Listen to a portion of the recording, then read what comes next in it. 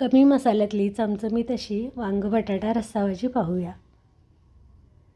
तर या ठिकाणी कढईमध्ये 1 मोठा चमचा तेल घेतलं, तर यामध्ये मोहरी अर्धा चमचा, जिरं अर्धा चमचा, कांदा घेतला आहे बारीक चिरून आणि कढीपत्ता घालून व्यवस्थित परतून घेऊ तेलामध्ये। आता यामध्ये मसाले घालून घेऊ।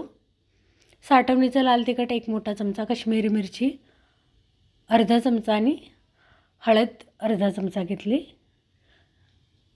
चांगलं परतवून घेतलं आणि आता यामध्ये 4 मोठी वांगी आणि 2 बटाटे फोडी करून घेतल्यात, 1 टोमॅटो घेतला आहे चिरून बारीक आणि हिरव्या मिरच्या 2। सोबतच धनेपूड घातली 1 मोठा चमचा आणि मिक्स करून घेऊ। तेलामध्ये मस्त अशी भाजी भाजून घ्यायची। वांग बटाटा 2 ते 3 मिनटं परतवून छान यामध्ये पाणी घालून घेऊ। पाणी थोडं जास्त घालायचं आहे, रस्सा भाजी बनवतो आहे तर वांग बटाटा शिजायलाही लागेल। आणि मिक्स करून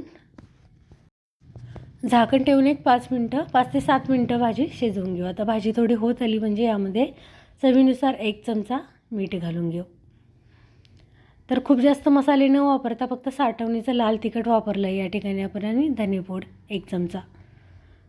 मस्त अशी भाजी बनली गेली, 5 ते 10 मिनटामध्येच मस्त अशी छान भाजी बनली। तर रेसिपी नक्की ट्राय करा।